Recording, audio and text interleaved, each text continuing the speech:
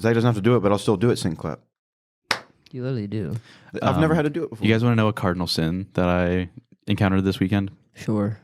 Friend of the show, Anna, compared Saltburn to Midsummer and said 2 very, very similar movies. The Anna? Yeah. I mean, for the untrained eye, I can see the comparison. If that was the case, you'd have told me to watch it. Disturbing. They're both disturbing. Yeah, but like not even close to the same breed of disturbing. Yeah, I agree. Maybe that's splitting hairs, though. My mom would probably have the same.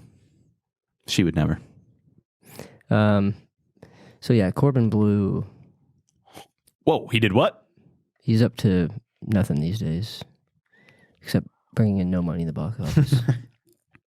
Horror, comedy, rock musical, dude. It sounds like your shit, Dennis. I don't like horror. Yeah, I don't like musicals. Comedies are very hit and miss. Well, but he likes rock. I saw the so word he's gonna rock, love it. and so I ignored everything else. Very fun. We were talking about what Corbin Bleu's up to these days, and 50% of people said nothing good, and the other 50% said horror, comedy, rock musicals. So 50% were right. Good job. What'd you watch this week, Matt? Just jumping right in, eh? Yeah. I actually watched some things this week. I watched Io Capitano, which was another Italy's entry for Best International Picture, about 2 teenagers that are making their way from Senegal to trying to get to Italy to chase down a better life. And it is insane. Crazy fucking story. Highly recommend. Beautifully shot. Probably one of the most beautifully shot movie I've seen this year, for sure. And that's up against Dune. It's up against Dune, honestly. And Oppenheimer. And you can put my name on that. Oppenheimer didn't come out this year, so get your fucking shit together. And then I saw Love Lies Bleeding, which was Rose Glass's follow-up to Saint Maud. That's Kristen Stewart, right? Yes. It looks good in the trailer. But I think Dennis would like that. Rose-colored glasses. Love Lies Bleeding. This is the poster. Oh, dude! After you told me about this, I looked at the header or some kind of image, and Kristen Stewart's lady looks fine in this movie. I'm interested. This is your type? Could be. It's one of those movies. I feel like the trailer, the way it's cut and like just stylized, the trailer is like more epic and more badass than the movie itself. Gabby really liked it. She's like, I really like that movie. I'm like, what would you score it? She's like 3.5. I'm like, you can't give everything. It's either a 7 or a 10. So I'm like, I gave it a 3 stars. I thought it has like shock factor. My review literally says shock factor and nipples can only get you so far. It was like the first act was slow and you had me at nipples. Yeah, they'll probably take us further. That's why I said that. Yeah, but I guess I think I subjectively did not like that, so it might still be worth a watch if you're a Rose Glass fan and a Kristen Stewart fan. Kristen Stewart was great in it. I'll give you that. And Ed Harris's character was creepy. I don't think I've seen anything where Kristen Stewart was good in yet. Adventureland. Who? She was good in. It's one of Andy's favorite movies. She was not that good in Crimes of the Future. She was a bright spot. But I guess that's not saying. I didn't even know she was in that movie. No, she wasn't. She worked for like the government office. The Oregon Ministry, if you will. I purposely forgot everything about that movie. Whoa. On purpose. Bubble voice. That was the biggest bubble that's ever. That was good. I we liked need the Bubble Brigade to come. Sound like auto-tune. But yeah, that's all I watched aside from some more Love is Blind episodes. Oh, nice. How far in? What's the most recent meme that you've heard on the show? I don't know, but I watched one episode past when the couples all met for the first time on the beach. So there's some Jimmy and Chelsea drama. You've seen it all, right? Everything but the reunion. You're like almost finished.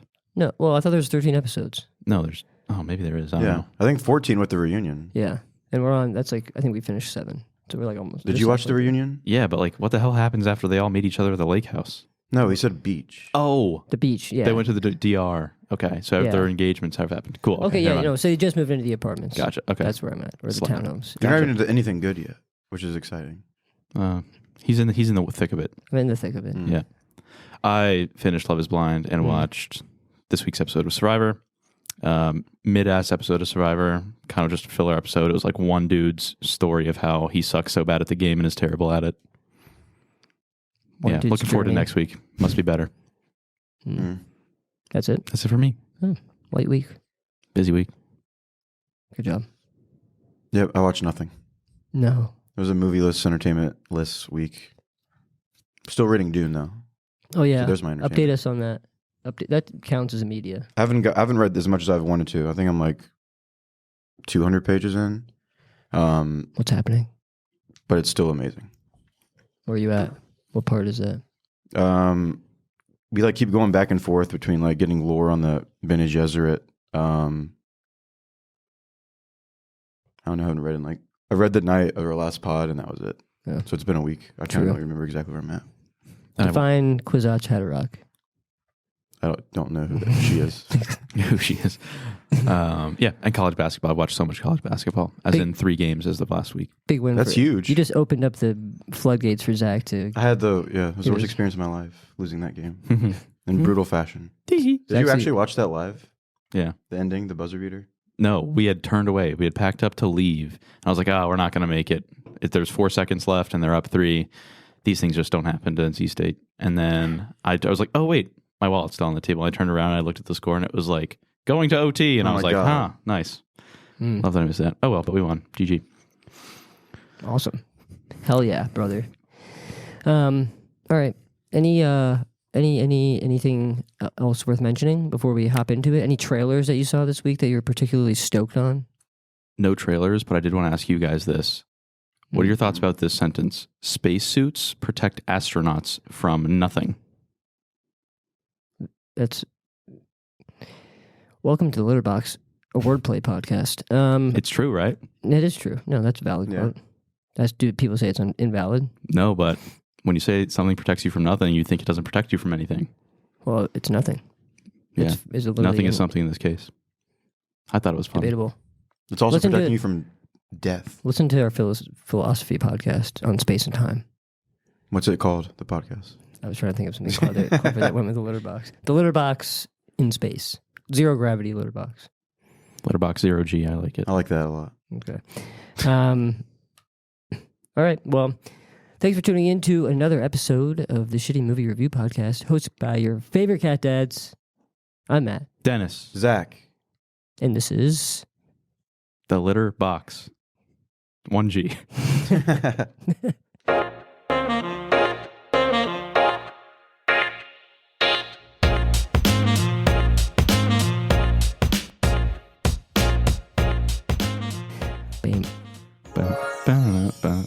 We need to put I say this every time. We need to get some custom buttons in here. Yeah. We need to add that button so we can hear the intro, because we don't hear the intro.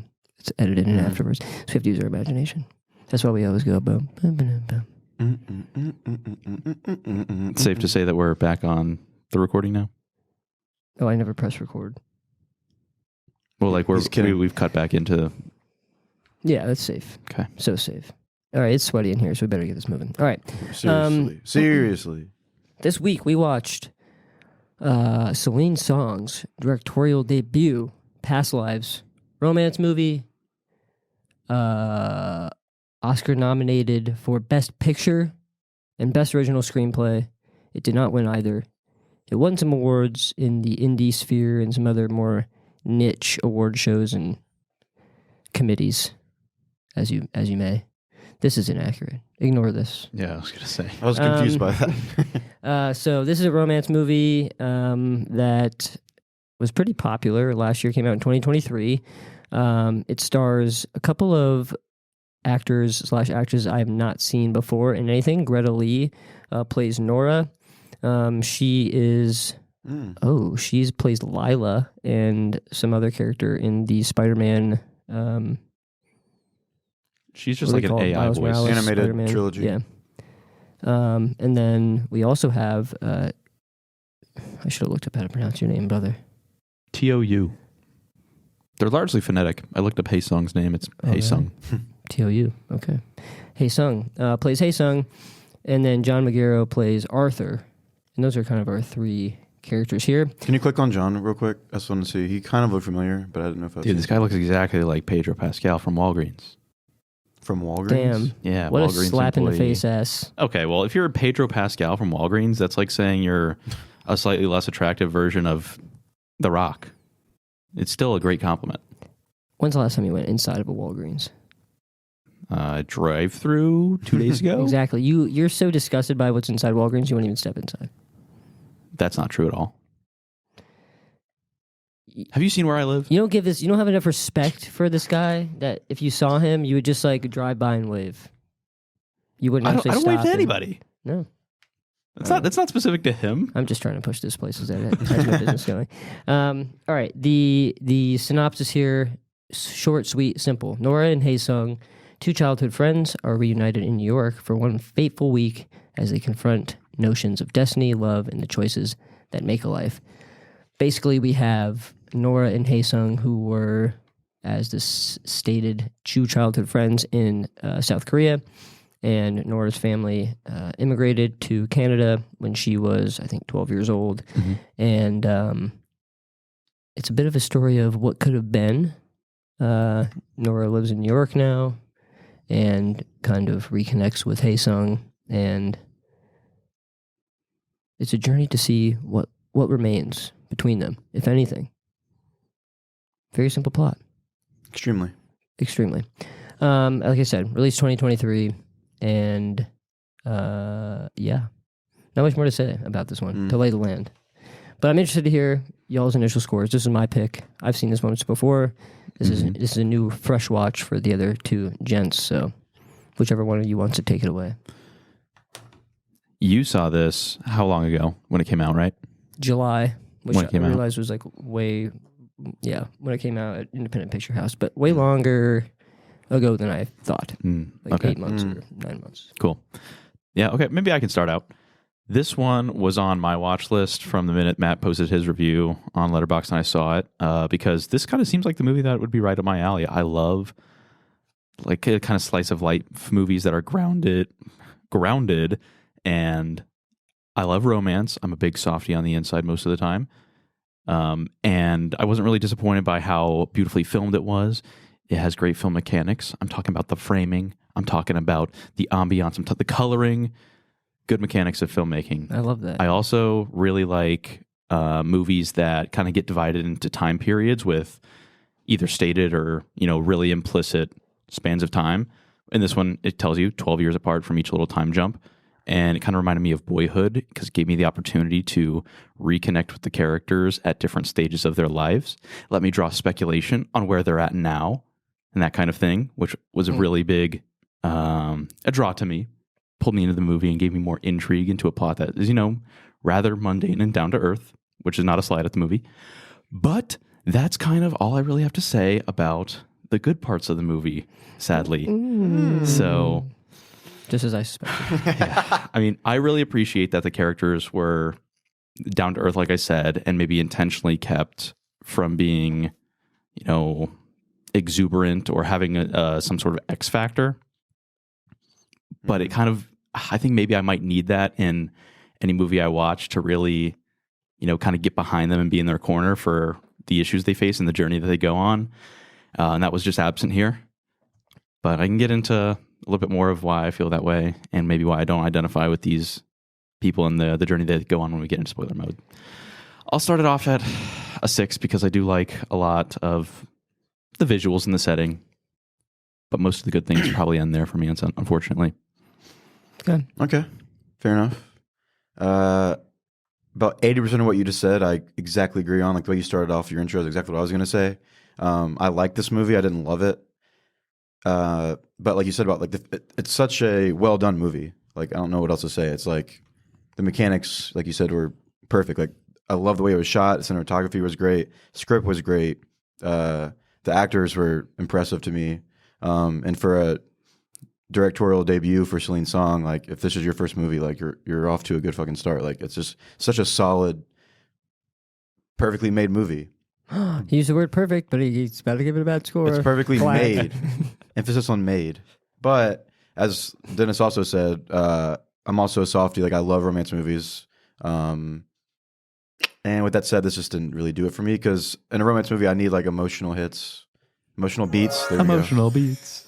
And I didn't get any with this. Like I like the message of the movie, and it is simple, and that's not a slight towards the movie, like you said, Dennis. I like that it was simple, and I like it was trying to show a simple message, and it was crafted so well. But again, I didn't get anything out of it emotionally, and I guess I just wanted more of a punch. I don't really know how to describe it more. It was maybe a little too simple for me. And I think that's just an expectations thing. Like, if I knew nothing about this movie, I didn't know your Letterboxd review, or I didn't know that it got amazing reviews like on Rotten Tomatoes and stuff, and was nominated for awards. I just went in like completely blind. I was like, oh, that's like a shockingly well-told romance movie. Mm-hmm. But I think with all the expectations, I think I was expecting to have like that punch. Mm-hmm. So that's probably my own fault. But yeah, with that said, I still like the movie a lot, though. I mean, it's good, not great. So I'll give it a 7.3. That was his. Pulled that. That was his way of pretending to come up with that score on the spot, but he knew exactly where it was on the score list. I knew it was gonna be a 7. I don't know. Oh. I like to talk myself up a little bit. So you're saying if there was a portal that opened up space time, probably would have gone up to at least an 8.5. I mean, like, I love romance movies a lot. Like, I need simple stuff like Her. Her is like revolutionary. I feel like for the romantic genre, I guess, and like. I don't know. We've even done like rom-coms before where it's like it hits something like What If? It's just like sometimes like you just relate, I guess, with the characters. And I kind of disagree with Dennis when he said that, like, because this movie is so grounded, and he said he didn't relate. And it's not that I can't relate to like the message. Like, it's not like I've lived through this and like I understand that, like, you don't have to have that to feel the punch, if you know what I'm saying. But with this one, it was so simple, and I don't know. I guess I did want something more. But I didn't need space aliens coming down either. Maybe I should revise and say, maybe I didn't. It's not that I didn't feel the punch. Well, I didn't feel the punch. I saw the punch. Didn't feel it, though, just because the characters didn't have like the X factor, I'll call it, about them that makes me, root for them or, kind of, get in their corner and feel what they're going through or empathize with them too much. Okay. 7.3. All right, Matt, give us the background of what you thought about this movie when you first saw it, as well as this viewing. I really enjoyed this movie. After the first viewing, I gave it 5 stars on Letterboxd. And my impression between the two viewings is really the same. I mean, I enjoyed it more on the second time around because I was picking up more on like details and some maybe more nuanced things within the script, as you do when you see something for a second time. But yeah, I enjoyed it just as much this time as I did the second time. This is a 10 for me. Holy fuck. Yeah, this is a like perfect movie in my mind. Outstanding all the way around. Agree with what you both said. Cinematography is great. The mechanics, I love it, dude. I like Great job with film mechanics. Yeah. Bring that into discussion here. As we all also said, excellent directing by Celine Song, especially for her first film. I mean, like, coming out swinging. I wonder what percent, well, not even 1%, like, how many instances of directorial debuts are nominated for Best Picture at the Oscars? It's got to be, like, less than 10. List, probably less than 5, I would guess, but who knows? That's based on no actual knowledge. Writing was incredible. I think, like, it's an hour 45, but I think this fits in the 90-minute banger category in that it's very short, it's very powerful, and you can tell that every line was intentional. There was no fluff in this movie, for me, at least, and I think it was very well acted. There's not a ton of dialogue in this movie, I feel like, or maybe it's more like far between portions of dialogue that made me feel like that. But a lot of the acting is like very nuanced or facial expression based, body language. And there's like a lot of flirting that goes on, which I feel like flirting is probably a hard thing to act out because, like, me and Gabby were talking last night. We were like, oh, do you think we could like flirt with each other now? And I feel like no, because it's like I already have you. Not. It's like you're trying to like entice someone, and like you have to feel that certain type of way towards them. So you can tell if it's fake, right? And so I feel like the fact that they pulled it off so believably was a good indicator of the strength of their acting there. But yeah, I think this was very powerful. I'm interested to talk about like what you said about characters and maybe your feeling like a little bit disconnected from them or not knowing them well enough to give a shit at the end of the day. But yeah, I felt this in my bones this time and the first time.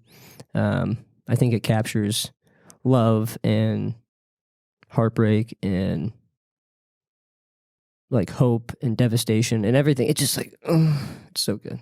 This is like, okay, so do you think is the recipe for this movie right up your alley and like sets itself up to be a very good, like a strong 10 for you as well? You know, you like just small intimate movies where it's quote unquote diving deep into the relationship of two people. And like, is there a lot of what could have been? You really like that kind of genre and that notion? Not necessarily like what could have been. I think it is a good recipe for like something I would like just from it's a movie that's wholly based on emotion. I would make the argument that Nora and Hae Sung are not the main characters of this movie. The main characters of this movie are emotions, and love being the main one. Oh, what the hell? I'm interested. So, yeah, but I think like, and we've talked about this before a couple of times, and it's not like a slight or anything, but I feel like having felt like such intense love, like love beyond anything that I could have ever imagined would be like a feeling that a human could feel, makes me connect with this movie more.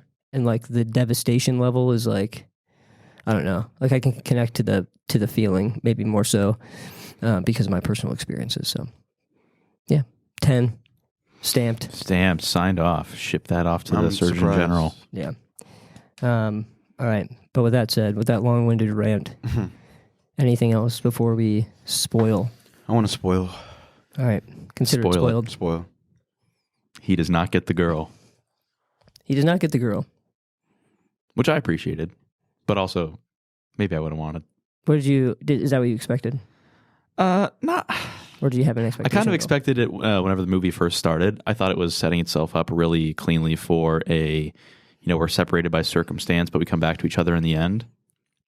But as the movie progressed and as some of the decisions develop, namely Nora's decision to kind of cut off the flirtationship that they have across countries, in pursuit of, making her own life and having her own path anchored in New York and her work, instead of, kind of holding on to the idea of her childhood lover or childhood sweetheart back in Korea. Because she said, I'm spending too much time looking at flights to Seoul instead of, getting into my work and pursuing this prize that I want and things like that. When she kind of cut things off there, I was starting to speculate, okay, so perhaps, maybe they remain in touch or they come back to each other at a later time. But for now, we're going to get a solo arc. And she never really goes back. She never walks back that idea that she had to take her own path. She never goes back to him the way he kind of hangs on to her. And yeah, that was like sad and heartbreaking. And I really do appreciate the realness of it because it's definitely a thing, Sometimes there's relationships where people who really, really love each other and want to be together, want something else a little bit more, and that maybe excludes them from the idea of being together still. Mm-hmm. Yeah, and to your point, or like the idea of Nora kind of turning her back on life and potential in Korea for something else in Canada and in New York, that's encapsulated with Hae Sung's line when they're on the ferry going around the Statue of Liberty, and he says she's turned on us, or she's turned her back to us.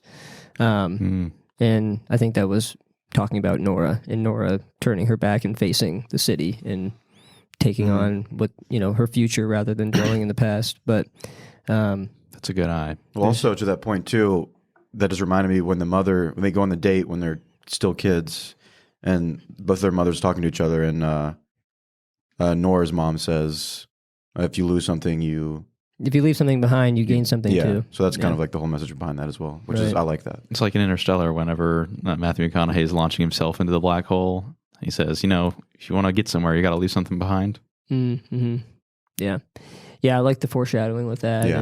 And like I said, like every line seems to point to something. Like every line is not, I'm not saying every single line has like some symbolism or foreshadowing or some, storytelling element to it. But it feels very intentional. There's a lot of double Definitely. entendres. Yeah. That's good. And this is the first time, like the opening scene, so we see one of the final scenes in the movie, we see Hae Sung Nora and Arthur, Nora's husband, in a bar in an awkward yet heartwarming discussion where Nora and Hae Sung are talking about like what could have been and kind of really addressing the feelings that they had or have for each other head on for the first time, while in Korean, while Arthur is sitting there next to them. Third wheeling it like hell. Yeah. And we don't know what he can understand or what he can't. We know he knows some Korean, but we don't know how much of this he's picking up on. But so that's happening.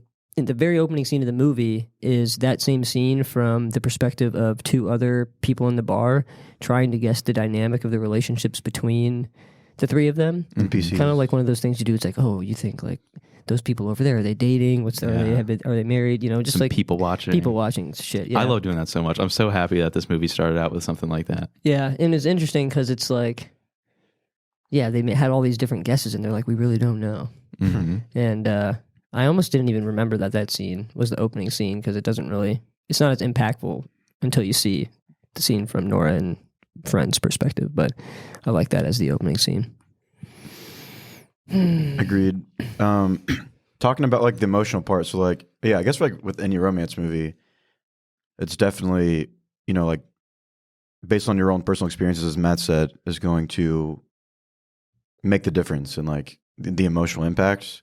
And so like talking about the emotional impact, like I got nothing out of the characters of Hae Sung and Nora, just because like this isn't like a new idea. Like there's so many romance movies out there, so many, and I feel like all the messages of forever in terms of romance have been told. And like this isn't a new idea by any means, and not a new message by any means.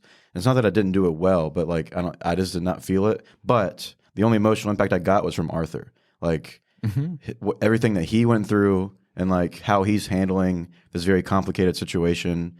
One, he does it in the most mature way possible. Like he's kind of a badass in his own, the way he handles himself. Because like I guess what I'm saying is I relate to him more than anybody in the movie. Just not necessarily based on a personal experience, but that's what I felt. Like I just felt everything he was going to, and I think that's also attributed to such a great acting job on his part. Because like Matt said earlier on, like it's not like a ton of dialogue, but it's more of just facial expressions, like kind of just like trying to feel out the mood of the room. And I think, sorry, I forget the name, but whoever the guy that played Arthur did a perfect job of showcasing what it would feel like to kind of be a third wheel, like with your wife, and trying to understand that like they haven't seen each other in forever. It's your childhood sweetheart, and being very understanding and accepting. And yeah, like the bar scene obviously is a big one, but I guess one that stands out to me is when they first meet Arthur and Hae Sung, and then when they leave. I don't know. Those are like big scenes to me that I just really felt like his emotions coming through the screen. So I just want to say like that was easily at least my favorite part of the movie was relating to that. Arthur for president. Absolutely. Yeah. Grocery store, Oscar Isaac. Grocery store, Pedro Oscar Pascal for president. Yeah, I mean, you definitely, I think Arthur is like the most obvious person that you feel for in this movie that doesn't require any deeper digging into some of the like thematic elements and things like that. He's really like the guy. Like he is, meaning like you really have to love someone to like open up to the idea that maybe you need to like let them go so they can be with someone else after being married for 12 years and having no problems in your relationship. Like he's willing to have, and obviously Nora's her own person here. It's not like she needs his permission, but you know, that probably 100% of husbands or spouses would not be cool with their significant other going and exploring the potential with another relationship, even if it was for closure.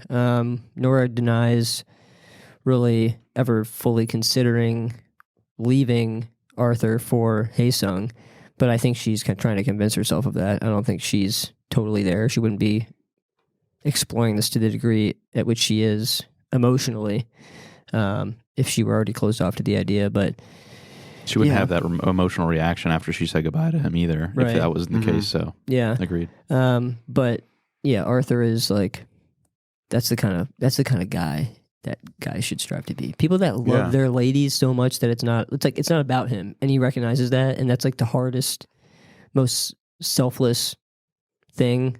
But it's so necessary to this dynamic. Absolutely. He's not the kind of guy you fantasize about, but he's the kind of guy that you want to end up with. Facts. Yeah. And like when they're in bed together, like, and they're talking about, this is when, after the first, when Hae Sung comes to visit New York on his vacation, it's the first time that we see Arthur and Nora talk about the day, and like they're just laying in bed. And like that conversation was huge because, or going to what Matt was just saying about Arthur, like, I don't know, he is like, it's funny because you could like feel how like a little self-conscious he was. And he's like kind of like asking like rhetorical questions and like trying to get a feeling and sense of like where her head's at right now. But I just love that scene because it just shows, I don't know, like what I don't know how to explain it. I feel like he was trying to get answers out of her, if that makes sense. So he was like fishing per se, which is funny, Love is Blind reference. He was fishing for information, and I like the dynamic of like her facial expressions when they're talking, Nora being she. Just like going in a circle here. Well, so like he says like, I'm not totally convinced, or sometimes I can't believe that you love me, or that like, are you sure you want to end up with me? Like that's exactly what I was thinking of. I lost it for a second, but but like he's talking about like you guys would be like such a perfect story, like long lost childhood, not lovers, but childhood sweetheart. Come back together, and he's like, we literally just met at an art retreat, like hooked up because we were both single.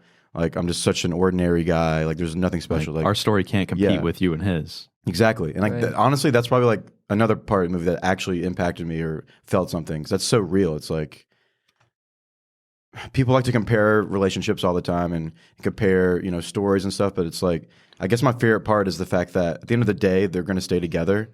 And this idea that like, it doesn't have to be this perfect, crazy love story. It's like, I mean, if it's just working between two people, it's working.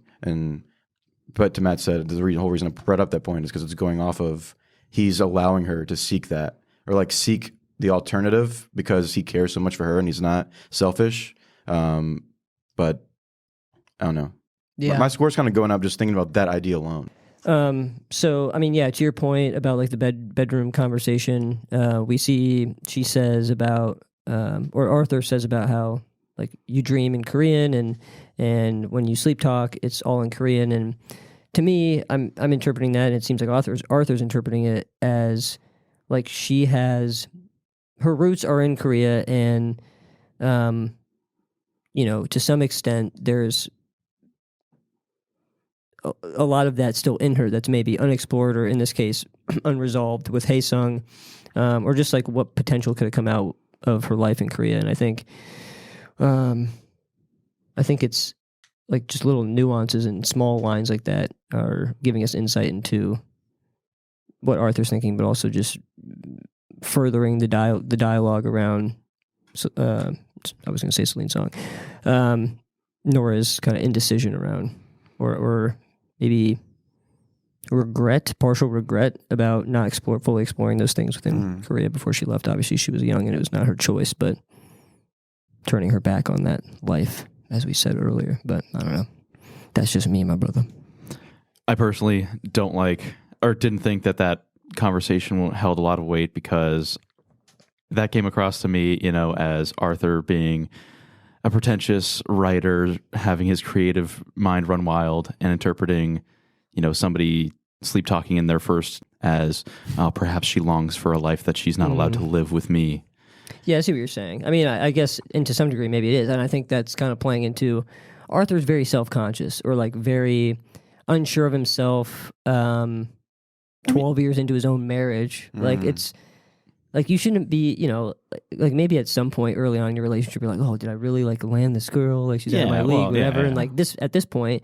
Well, that's before this big thing happens. Maybe I'm contradicting myself and defending your point here, but like, this is after a very real, quote unquote, competitor comes into play and kind of shakes up his whole dynamic. He's never had Hae Sung come into the picture before, because he's A, taller, B, broader shouldered, C, looks less like a grocery store version of a celebrity. And he's masculine in the most Korean way, whatever that means, according to Nora.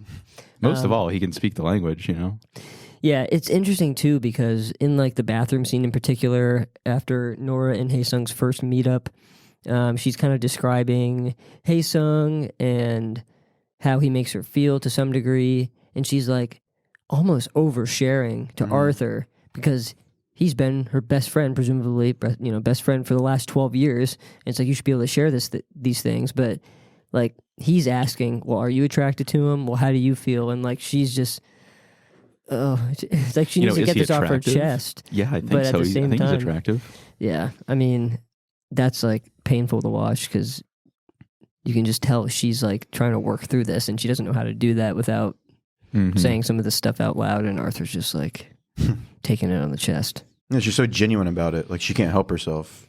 But then, yeah, and Arthur, it's like, I don't know where. There's not a great way to navigate that. Exactly, yeah. Navigate that with your husband. Exactly. Yeah. Super rare. On paper, he's a better match. Maybe I wanted the storybook predictable ending of them winding up with each other, a la like What If or every other rom-com pretty much known to man. Yeah. I didn't really. As soon as she went on the author's residency, I kind of like lost the plot a little bit because she, starts the next chapter of her life where she decides to get married to this author guy. And she kind of closes the book on Hae Sung in a more definitive way than she had before. Previously, it was just, hey, I want to, focus on my life here for a little bit. Let's stop talking. But then, we found out she gets married, and it's like, oh, well, then now I'm going to spend the rest of this movie working against this guy in my head because they teed her and Hae Sung up so well. And I also think that it goes to the point where, like, you may or may not have said this earlier, but in terms of like Arthur's character, it's like, I think kind of the point is like, we don't need to see them fall in love because that's not the point. It's like, you don't need to be attached to Arthur as a character in terms of buying into their relationship. Like, that's not really the point. Like, the point is, and Matt can talk more on this, but about how like love and hope and all that stuff is like more of a main character. Those are Matt's words, not mine. Yeah. And like, so it's like, I don't really care. Like, I didn't need to see them to fall in love to have any other or a bigger impact. But sorry, I don't know if that was parallel to your point. Kind of. I want to ask you guys about that. So it seems like both of you are able to see, as Matt said, hope, love, and emotion as like characters or like drivers of this movie. And I just didn't get any of that because I had such little stake in the characters or their story But you can't appreciate like the fact that there's like this potential, or like think about like, I don't know, like I don't necessarily have some person in my mind that I'm thinking of that I'm like, oh, I wonder what could have been with that person. Sure. But it's like the idea of that. But like me and Taylor Swift, for example. Yeah, perfect example.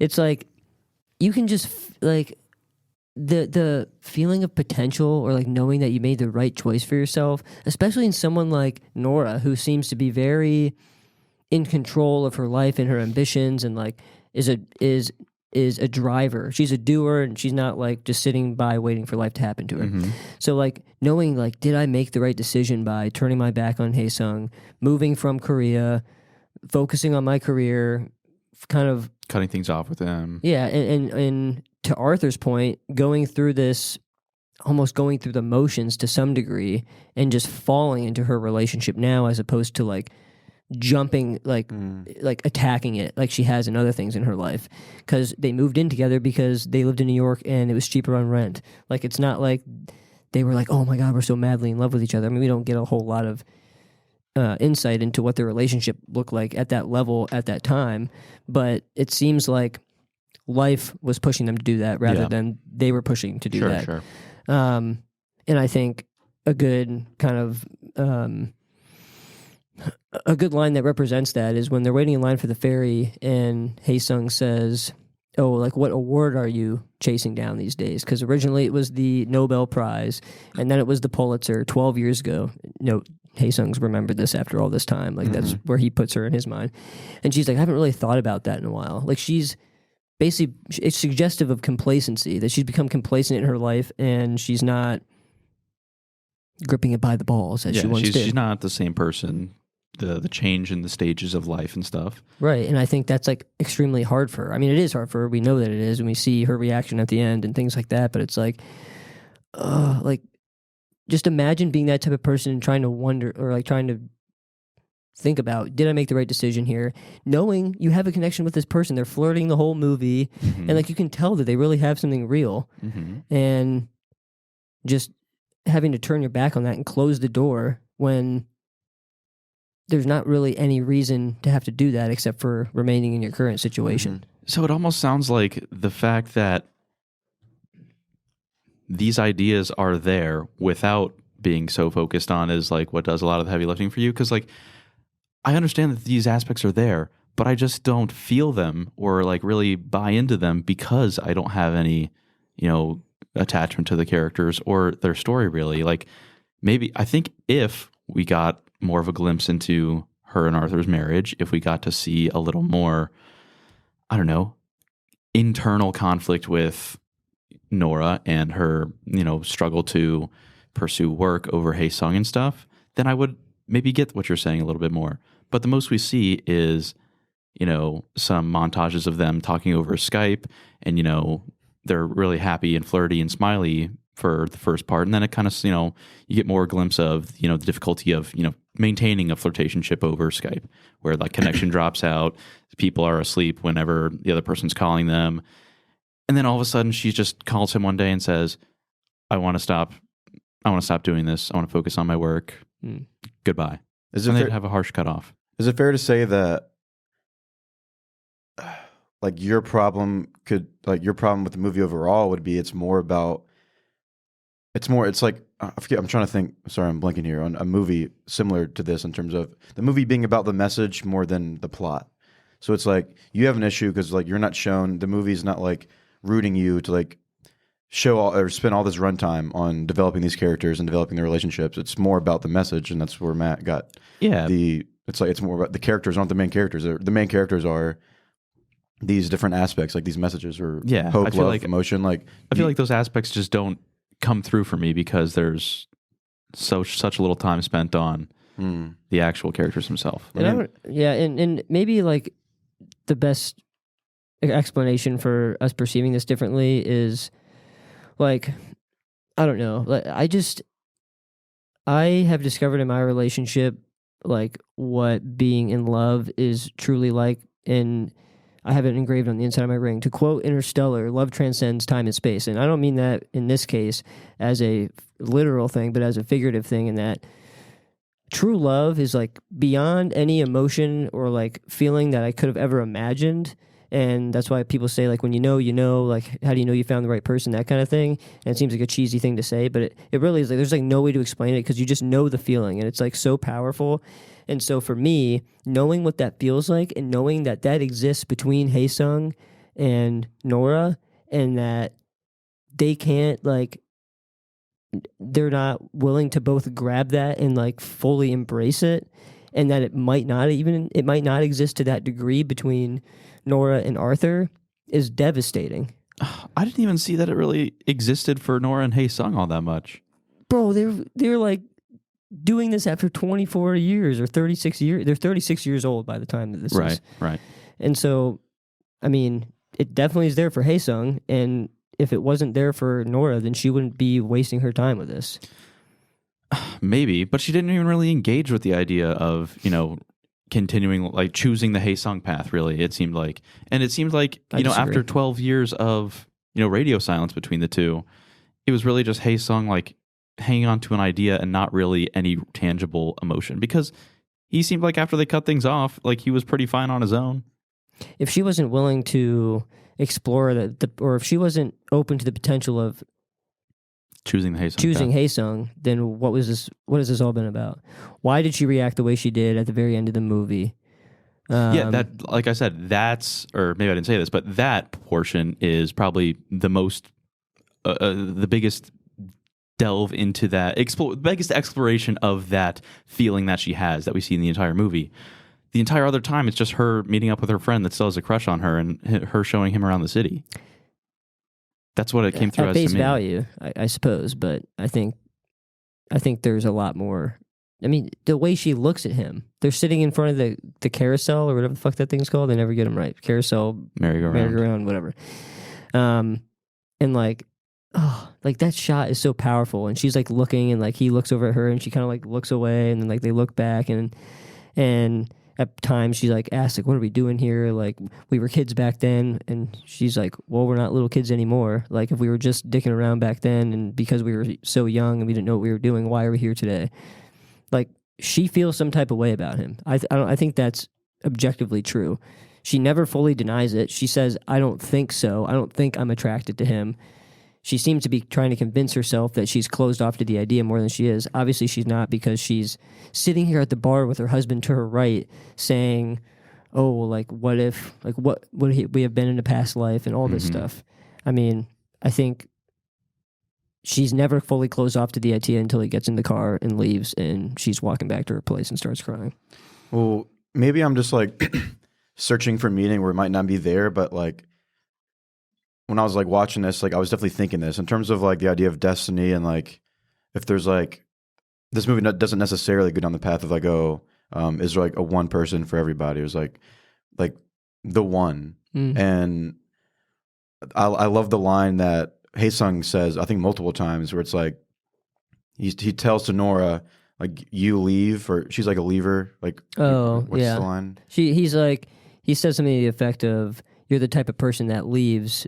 But you stayed with Arthur. But for Arthur, you're a stayer. Yes, and that was like one of the more impactful lines for me in the movie, because I'm thinking about that. It's like at the end of the day, if they were meant to be, like, I don't know, I don't want to get too like philosophical, but it's like it would have happened. Like things aren't going to get in the way. Like if it was, you're not going to take a year off. I mean, it's as simple as that. If it's meant to be, it would be. So like, just I don't know. I like just thinking about that in my head was like, I don't know, gave me some sort of emotion and impact. Because I don't know, if it's gonna happen, it's gonna happen, and that's why like I don't know if that's a positive or negative in my outlook on the movie overall. But I think like to Dennis's point and his negative experience with that specifically, of we're not really seeing Nora. Well, but I agree with you too, because like the facial expressions, like we do see that like they could be in love and they could make it. Sure, it's possible. But it's like you could say that about like anybody. Yeah. Like if based on I was just gonna say, I'm always like harping on the show don't tell, and I knew that was coming at some point. this I'm not really shown any sort of reason to get behind these characters or buy into their like emotions of their love story. It's all kind of just implied by, some awkward body language and the idea that, okay, yeah, they probably are feeling this kind of way. Well, I agree with Matt on that part with the shown part, because like their dynamics of like the flirtation, the way they look at each other, that shit like yells at me through the screen. How do you want it to be done better than this, unless they're like making out and having sex? I don't know. I want like some more. I guess I would just like to see that they actually do have like some sort of emotional connection, and it's not just this weird parasocial hanging on to an idea of somebody from their past. Because they mentioned that a couple of times. You have this idea of me in your head from when we knew each other at 12 years old, but now we're a different age, we're different people, but that idea is still what you're hanging on to. I think that's really accurate.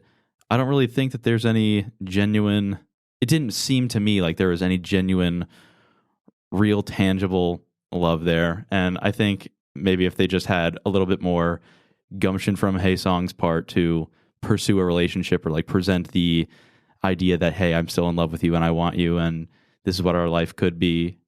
But we didn't get like that. She's exploring that idea the whole time. She's That's the whole she's point. like almost not though. Oh, you think this is Tour Guide the movie? I mean, literally, I kind of do feel. I feel more strongly about that than I do that she was in any way engaged or trying to exploring the idea that this could happen. What do you think of her conversation? How do you explain away the conversation she's having with Arthur this whole time?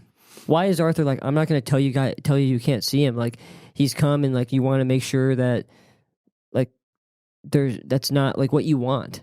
Like what's the question? What are you asking me? I'm sorry. Like how do you explain away those conversations? Because that happens outside the realm of Tour Guide the movie. Well, that was none of Nora coming to him and saying like, this is what I want to do. This is what I'm trying to do here. This was all Arthur just asking the questions of.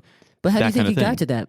How do you think he got to that? Like just circumstance of what Hae Sung was doing, coming to visit her, even though she's married.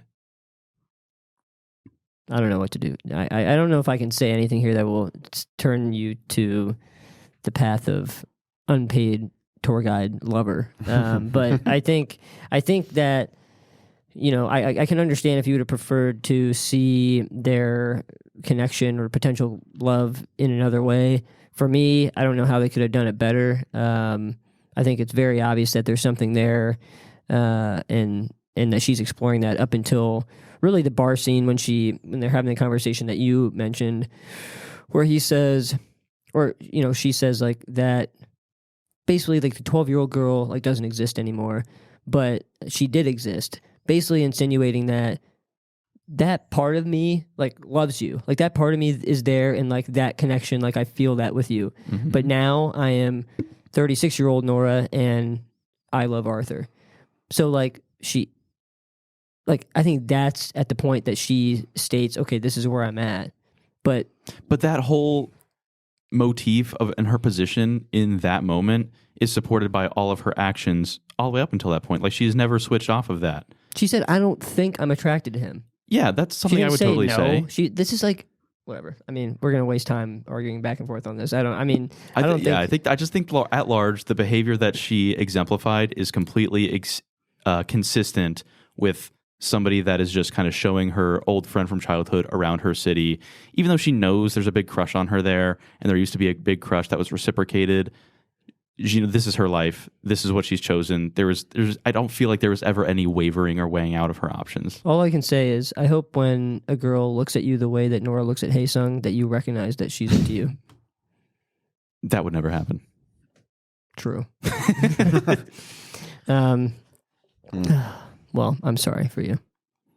And maybe it's just a complete like asymmetry between our levels of like emotional intelligence and experience at this point, which is totally possible. Go ahead. I've been quiet over here. You can you guys tag in. No, I also wanted to talk about the point. It kind of goes into what I was saying earlier about like destiny and stuff, but like. Again, this was a big thing that I was thinking about after the movie is like, and I don't know if you guys picked up on this either, or if this was, again, I'm just fishing for deeper meaning, but like just the idea that like the opposite of what I was saying earlier, actually, that there is not the one, like there isn't just one person for everybody. Like people just fall in love based on the circumstance of life. And it's like, I guess maybe in a way that is the entire point of the movie. The circumstance of life brought her to Arthur, and now whether she would have had a more special and this passionate childhood sweetheart love story with Hae Sung, and maybe on paper they definitely would have been like more in love, as the Matt was saying. It's like that would have been a more powerful love per se, or like potentially. But the circumstances of life brought her to Arthur, and maybe that love, isn't as much of a raging fire as it would have been with Hae Sung. It's like that idea makes me sad. It's like you could be with somebody, and so you don't know if like there's a better love out there. And it's like, I'm not trying to say it's like a grass is greener type of situation, but it's just like you never know like what could have been. So I mean, it's definitely a movie about regret too. Yeah, but like I guess that's like, if anything, that's devastating. I guess that's kind of what you said earlier. Yeah, no, I totally agree with that, and I think it's like, well, the idea of inyan and like soulmates. We didn't even talk about that yet. Yeah. Yeah, so like providence or fate, basically. And inyan, I guess, is more of a Korean term that comes from Buddhism, and it's basically suggestive of, like if you, I think it's quoted in the movie, like if you are walking down the street and you brush against someone, you've like had something with that person in a past life, or you've like known that person in a past life to some degree. And people that end up getting married have like 8,000 layers of inyan, or like have known each other in their past lives, in 8,000 different ways or whatever. So, I mean, yeah, I think there's some degree of like buying into the fact that there's like soulmates, or it makes you think whether fate is a real thing. I know some people believe in that, some people don't. I mean, but to your point, like it's almost fate is like trying to slap him in the face, and she's actively trying to pull away from that. Like she's maybe fallen off the path, and she has an opportunity to rejoin the path of fate that she was meant to have, but she is not willing to take that risk or whatever it might be. So, and that's, like you said, devastating, and you'll never get to sit by that fire and see what it feels like. That's sad as fuck. Did anyone have any emotional... Did you guys get emotional at any point during this movie? A little bit. and like I said before, just like the Arthur scenes, and it was never like a true feeling of like sadness or like relating to being like devastated or sad, even though I could notice it on screen. But it was more of just like the heartwarming stuff that was like when I'm assuming we're at the bar at the end, and I'm assuming Nora's in a bathroom probably, and it's just Arthur and Hae Sung sitting at the bar. It's like they barely say anything to each other, but it's just the way they're sitting. You know, they're like scared to make eye contact. It's definitely awkward. Just like the few words they say are so fucking meaningful, and like I don't know, their dynamic and connection together, even though it's very brief and it's probably on screen for like no more than 5 minutes. That was like heartwarming to me because I don't know, they're both mature and understanding of how it's a crazy situation and it's very awkward and nobody in the world or no human would know how to handle this. But they still do a good job, and it's just I don't know. It's like the respect that you could see that they have for each other. I love that, and that was heartwarming. So I guess that's like if I felt anything, it was that. Yeah, and they're like respectful of the circumstance and like what's happening as much as they know how to be. And the line that you're talking about, and it's funny that you said this because this is one of the parts that made me emotional. Arthur says, "I'm really glad you came here. Yes, it's the right thing to do." And I'm like, I literally like I got teary eyed during that part, but it's just like. It's just like it's like the perfect line to encapsulate what Arthur's going throughout this whole thing. Mm-hmm. That he is like, you should have done this. You should have like come explore this. Like, don't worry about me. Like, do what you need to do for yourself, type of thing. He's saying this to Hae Sung too. He said this to Nora all along, and then we're seeing him say it to Hae Sung, and Hae Sung saying, you know, Inya, and like that exists between you and I as well. And I didn't really understand that. What do you mean it exists between him and Hae Sung? I didn't understand that really. Like he was just saying that there's some like in their past lives, like they've probably had some. Sort of gotcha. Like okay, they've been connected in past lives as well in some way. Okay, true. No, they've had 8,000 layers of. So the past lives, the sequel, Hae Sung and Arthur get together. True. I'd be down for that. Also, I'm surprised you didn't get mad at Arthur the author, since you seem to hate. You know what? I'm mad about it now. I'm mad about it now. Thanks a lot, man. You're doing yourself in with this one. I didn't really, you guys might not believe this, but I didn't really get any emotions coming through for me at any point in the movie. I didn't really feel it. It didn't hit me. But that's what I've been bitching about this whole time. So, yeah. And then the ending, obviously, like we see them walk out to the Uber to drop Hae Sung off and bid him adieu. And they walk out there, and it's just, they're walking in silence, kind of taking a moment of silence for what could have been. Almost like mourning it, and then they say their goodbyes, and she walks back to the apartment, and this was like, I don't know if this was intentional or not, but you kind of just have the city sounds of New York happening in the background, and she's walking back in silence and like very slowly and you can tell she's just thinking about things, and it just makes you think about how like this is one person in their experience. And oftentimes, like, you just pat people on the street, and like everyone's so engulfed by like what's happening in their own life that they rarely think about what's happening in others. And like this woman's just walking past you on the street, and she just dealt with like this insanely devastating set of emotions and roller coaster of emotions over the past few days. And I don't know, I like. There's a word for that. You have the city. What is it? What is that? Sonder. Oh, what is that? Define Sonder. It's the notion that everybody else on the planet has a life and set of problems and friends and situations equally as complex as your own. Yeah. Good example of Sonder. I thought that was just like, and she's just crying, and then Arthur is there to greet her, and Arthur the author. I don't know. Yeah, I didn't necessarily pick up on that, live watching the movie, but now that I think about it, that's huge. I like that a lot. Good call to arms for that. Yeah, absolutely. Just like, that's what I'm saying with this, like, it's so well crafted all the way around.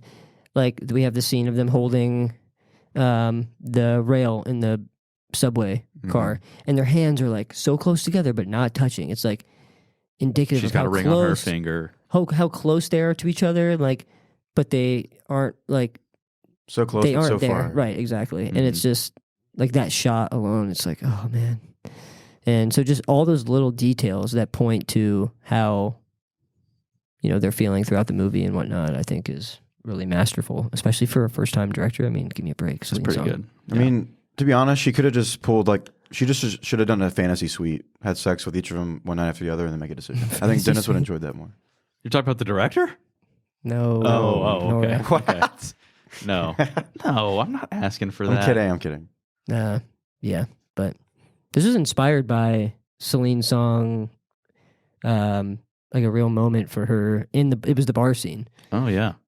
And where she was translating between, I don't know if she had any feelings for this, past, I don't know if it was a boyfriend or just like someone from her past. Childhood sweetheart or something. Yeah.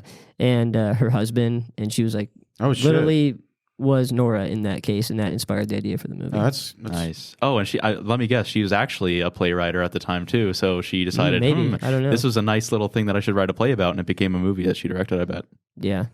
Also, this will be my last little one or dialogue address, but we have the scene of Nora at the reading of was probably the script for the play, and the reader is reading it. She says, "Some crossings you pay for your whole life," and at this point, we can assume that Nora has written that script and has taken from her real life experiences to write. And so she's still paying the price for that crossing from Korea to her life in It's brilliant. North America.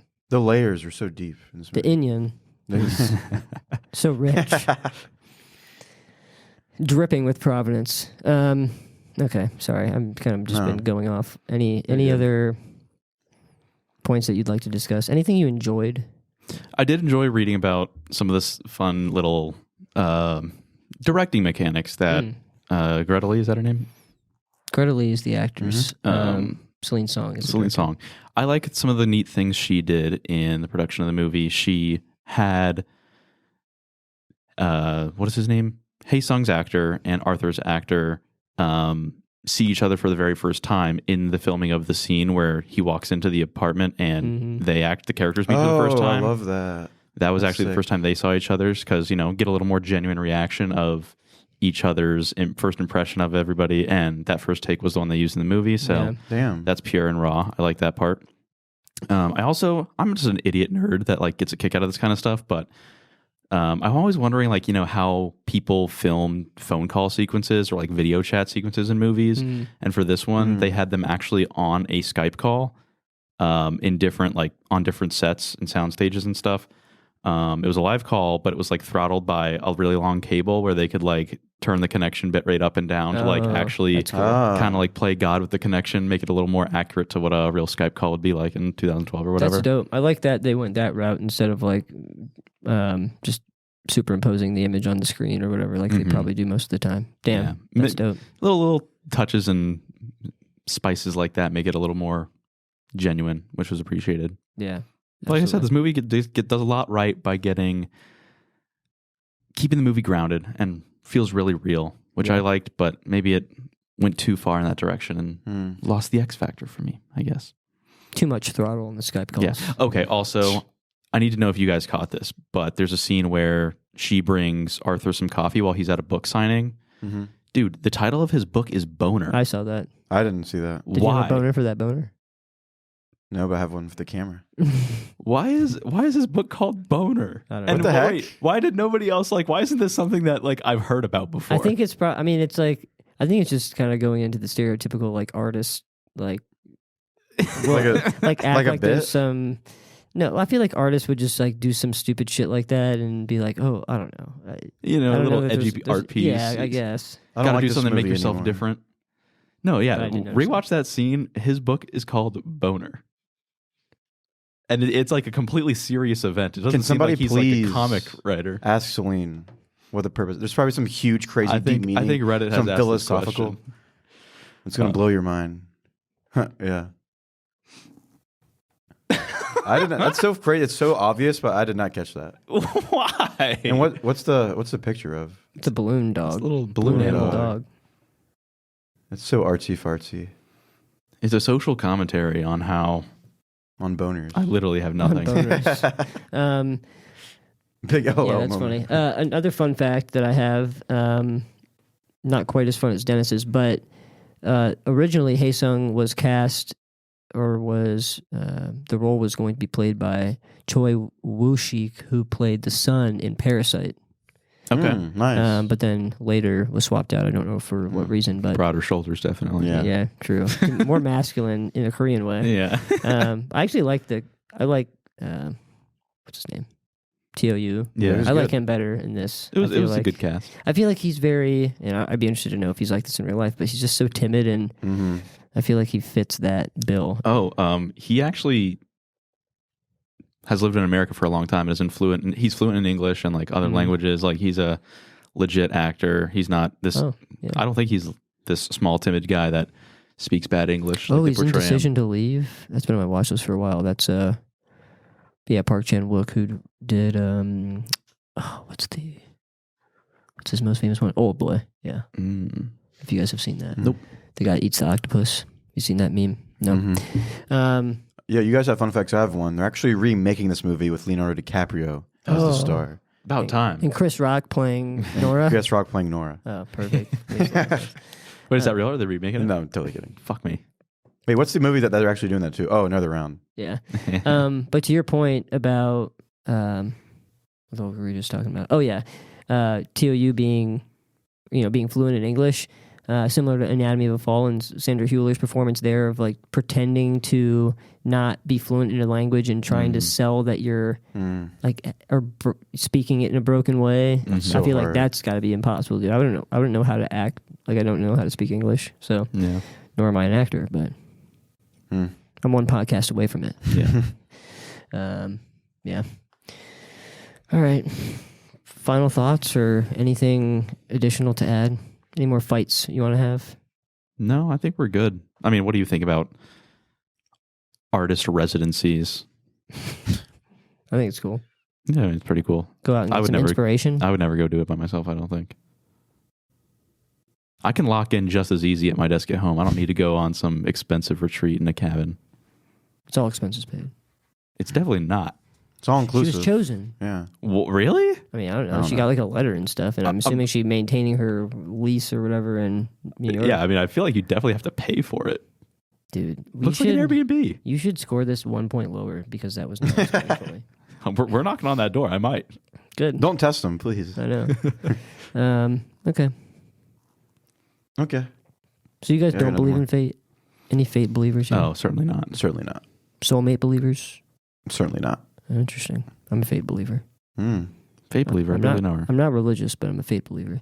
I do feel like, well, if you follow the non-religious... Doctrine. if we look at the science, like energy never goes away. So like if we're just energy, then that's got to go somewhere. Protons do die, though. Proton decay is a real thing. Well, that would explain why I can't remember anything. All right, final scores.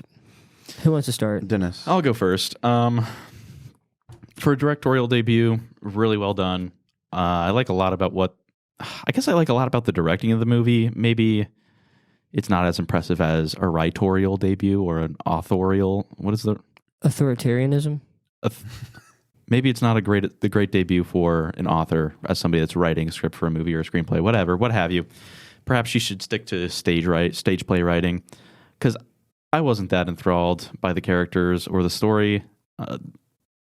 For all the reasons I said, I don't want to beat a dead horse here, but this was kind of just underwhelming the movie. I got exactly what I expected and was just not taken any further than that. So a little bit disappointing.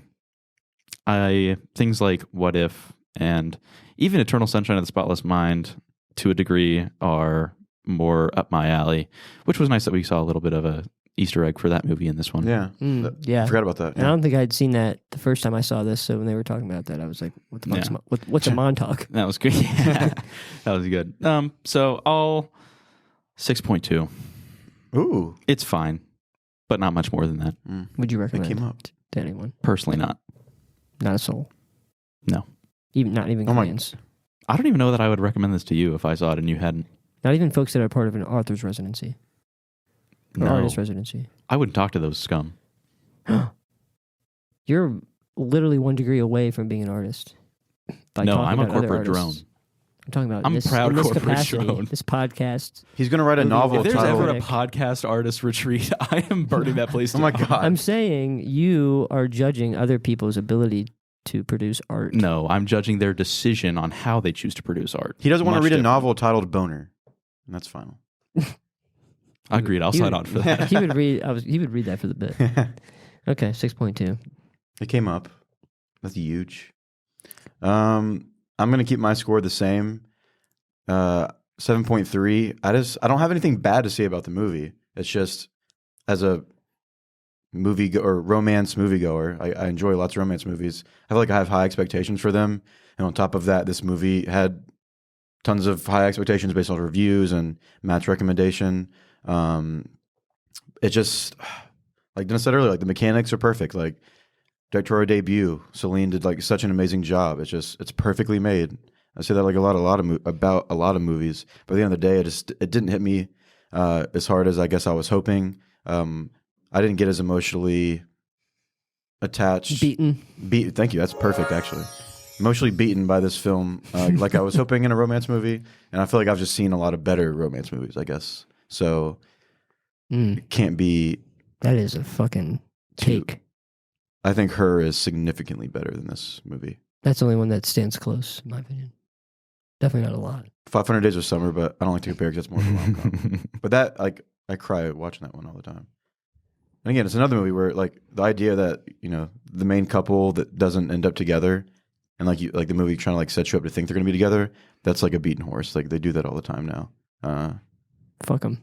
Yeah, but no, 7.3. It's a very good movie, and I recommend it to anybody that likes romance movies. I mean, I don't want to contradict myself. I kind of want to say it's like top tier romance movie, just like overall for the genre, just not for me. Okay. Because I guess I'm more subjective about My last interjection. I'm sorry. No, you're fine.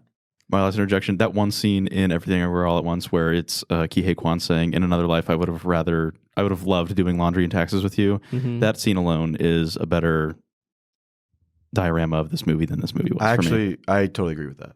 But that's all I'll say about that. That hurt me. That hurts me to this day, just hearing that line. That's the thesis. Sorry. Go ahead, Matt. What is your final thoughts? That's on this because movie? you're shown, not told, dildos in the ass in that movie. So. I'm not disagreeing. My take is unchanged. This is a perfect movie. 10. It literally could not have done anything better, in my opinion.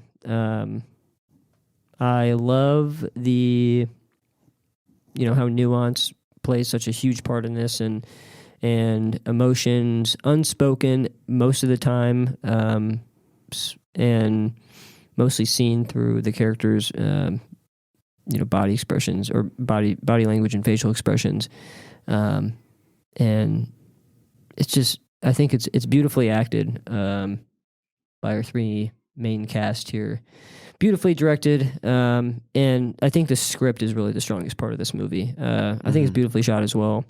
Really, like I said, I wouldn't change much about this movie. I wouldn't change anything about this movie. Correction.